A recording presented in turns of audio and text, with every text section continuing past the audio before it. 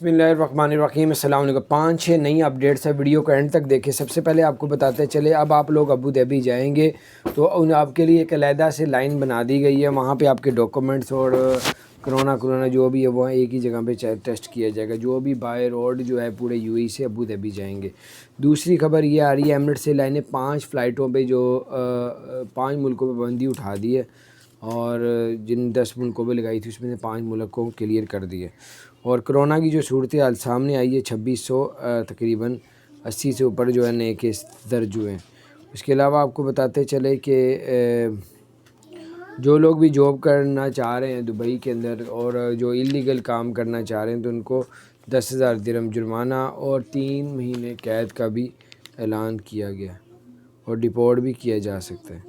उसके अलावा एक्सपो 2020 में जो है वो टिकट्स का जो रेट है वो सिर्फ 20 रुपये 10 दिरहम कर दिया हुआ है। उसके अलावा ये 16 जनवरी से शुरू होगा 10 दिरहम का। तो बहरहाल आपको कोरोना टेस्ट भी करवाना पड़ेगा और वैक्सीन के बारे में बताना पड़ेगा। 72 घंटे से पुराना कोरोना